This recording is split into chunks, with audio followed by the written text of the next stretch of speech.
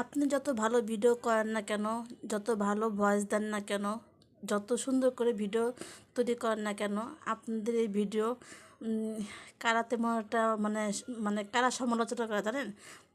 অবশ্যই বলতেছি, পুরো ভিডিও দেখার জন্য অনুরোধ করতেছি সবাইকে। আসসালামু আলাইকুম, আশা করছি সবাই ভালো আছেন। আলহামদুলিল্লাহ, এই তোমরা সবাই ভালো আছি। প্রতিদিনের মতন একটা নতুন ভিডিও নিয়ে চলে আসলাম। সকালবেলা নাস্তা করতেছি, পরোটা নিয়ে আসছি, তন্দুরিটি নিয়ে আসছি, ভাজি, সাথে একটু চা। বাচ্চা কাচ্চা নিয়ে খাচ্ছি। রোদ ছিল, প্রচুর রোদ। বিছানার উপরে বসে গেলাম নাস্তা খাওয়ার জন্য। তো নাস্তা খাওয়ার পরে এই তো অনেক কাজকর্ম জমে আছে। রাতের বেলা কোনো কিছুই ধোয়া হয়নি, সব কিছু এলোমেলো আধোয়া। এখন সব পরিষ্কার করে নিব। আর ছোটো মেয়েকেও বলতেছি তুমি একটু নিচে যাও, একটু আদা রসুন দরকার আছে, তো ওকে পাঠিয়ে দিয়ে আমি এগুলো সব পরিষ্কার করে নিব। অফ ক্যামেরার মধ্যে সব প্লেট, বাটি, থালা বাসন যা কিছু আছে পরিষ্কার করে নিলাম। এটা এই পাতিলটাও পরিষ্কার করে নিলাম। আর ভাতের চালটা ধুয়ে রাখতেছি, এখন বসাবো না, ভাতটা আমি পরে বসাবো। আর এই তো মুরগি নামিয়ে রাখছি, মুরগিটা কাটবো। মেয়েও চলে আসছে আদা রসুন নিয়ে। তো মেয়ে বলতেছে আম্মু আমাকে একটা শসা কেটে দাও, আমি একটু শসা খাই। ও একটু তেঁতুল দিয়ে খেতে চাচ্ছিল। তো যাই হোক, বলতে চেয়েছিলাম যে যত সুন্দর করে ভিডিও তৈরি করেন না কেন, যত সুন্দর করে ভয়েস দেন না কেন, আপনাদের এইসব ক্ষুদ্র বেকারা জানেন, আপনাদের পরিবাররা, আপনাদের আত্মীয় স্বজন, তারাই, তারা ভালো কথা কখনো বলবে না, কোনো কাজে উৎসাহ দিবে না যে এই কাজটা ভালো হচ্ছে, এই কাজটা সুন্দর হচ্ছে, কেউ বলবে না। তো নিজের মতন করে আপনাকে এগোতে হবে, যতই যা বলুক না কেন। যদি আপনার কাজ করার ইচ্ছা থাকে, অবশ্যই আপনার মন মানসিকতা দিয়ে আপনি নিজের কাজ নিজেই তৈরি করে নেবেন, নিজেরটা নিজেই ভালো করে গুছিয়ে নেবেন। এটাই ছিল বলার। তো যাই হোক, আমি আদা রসুনটা কেটে নিলাম, মেয়েকে বললাম একটু বেটে দিতে।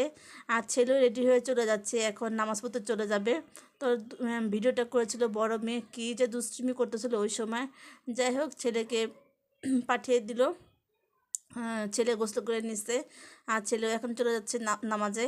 তো এর মধ্যে আমি সব রান্নাবান্না কমপ্লিট করে নিব। তেমন কিছু করব না, একটু মুরগি রান্না করব। চেয়েছিলাম ভাজি করব, কিন্তু বাচ্চারা তেমন কেউ খেতে চাচ্ছে না, যে বলতেছে আম্মু ভাজি করার দরকার নেই। তো কী আর করবো, বাচ্চা যেহেতু ওরাই বলতেছে, যদি না খায় তাহলে তো বোঝেনি কেমন লাগে। তো যাই হোক, আমি রান্নাটা বসিয়ে দিব। আর মুরগিটা ভালো করে কেটে ধুয়ে পরিষ্কার করে তারপর বসিয়ে দিব। ভাতটা অফ ক্যামেরার মধ্যে মানে রান্না করে ফেলছি। আর মুরগিটা ভালো করে ধুয়ে তারপর রান্নাটা বসাবো। এখন আমি এখানে ভালো করে পরিষ্কার করে নিচ্ছি। এখানে কিন্তু আমি ভালো করে লেবু দিয়ে অনেকটা সময় আমি মাখিয়ে রাখছিলাম। লেবু দিয়ে মাখিয়ে রাখলে একটু শক্ত শক্ত হয়। আর একটা তেমন কেমন যেন একটা একটা থাকে, সেটা চলে যায়, একটা গন্ধ চলে যায়। যাই হোক, আমি রান্নাটা বসিয়ে দিব। আর এর মধ্যে দেখি সবাই নামাজের জন্য প্রস্তুতি নিতেছে। একটু পরে নামাজ শুরু হয়ে যাবে, যেহেতু জুম্মার নামাজ। আর রান্নাটা বসিয়ে দিলাম। অফ ক্যামেরার মধ্যে আমি সব ধরনের মশলাটা দিয়ে ভালো করে কষিয়ে নিলাম। কষানোর পরে এই তো আমি এখন মাংসগুলি দিয়ে দিব। আর যেহেতু শুক্রবার দিন সবাই গোসল টোসল করে নিতেছে, মেয়েদেরকে বললাম তোমরা গোসল করে নামাজটা পড়ে নাও, রান্না তো করতে সময় লাগবে না তেমন একটা। তো যাই হোক, অনেক দিন যাবৎ বাচ্চা বাবা বাসাও নেই, সে একটু কাজের জন্য বাইরে আছে, তেমন কোনো বাজার টাজারও নেই। রান্নাবান্নাও ঠিক মতন করতে পারতেছি না, যেহেতু পুরুষ মানুষ বোঝেনি তো, বাসা না থাকলে তেমনটা বাজার টাজার না করলেও সমস্যা। আর আমি তেমন কিছু কিনতে পারি না, মাছ টাছ তেমন আমি কিনতে পারি না। কেনার মধ্যে এই তো একটু মুরগি টুরগি কিনতে পারি, এছাড়া কোনো কিছুই পারি না। তো আমাকে দিয়ে এগুলো হবে না। আমার হাজব্যান্ড বলতেছে তুমি একটু দেখো পারো কি না, আমাকে শিখিয়ে দিচ্ছে যে এইভাবে কিনো। তারপরে আমি তো রাগারাগি করলাম যে না, কোনোভাবে সম্ভব না, আমি তো ওগুলো কিনতেই পারবো না। তো তখন আমার হাজব্যান্ডে বললো যে ঠিক আছে, তাহলে মুরগি এনেই খাও, আমি আসলে বাজার টাজার করে দিব। তো যাই হোক, চুলায় মুরগিটা বসিয়ে দিয়ে এই তো রুমটা মুছে নিতেছি। মেয়েদেরকে বললাম, ওরা তো কেউ করতেছে না, একজন বলে তুই কর, একজন বলে তুই কর, এরকমই কাহিনী শুরু করেছে। তো বললাম আমার কাজ আমি করি। যাই হোক, আর রান্নাটাও প্রায় হয়ে আসতেছে। মেয়েরাও গোসল করে বের হয়ে গেছে। ছোটো মেয়ে দেখলাম নামাজে দাঁড়িয়েছে। আর বড় মেয়ে মাত্র গোসলখানা ঢুকলো। তো আমিও রান্নাটা শেষ করে আমিও গোসল টোসল করে নিব। আর ছেলে তো এখনও আসেনি, নামাজে গিয়েছে। তো নামাজ শেষ করে চলে আসবে। তো প্রায় হয়ে গেছে, ঝোলে পানি দিয়ে দিলাম।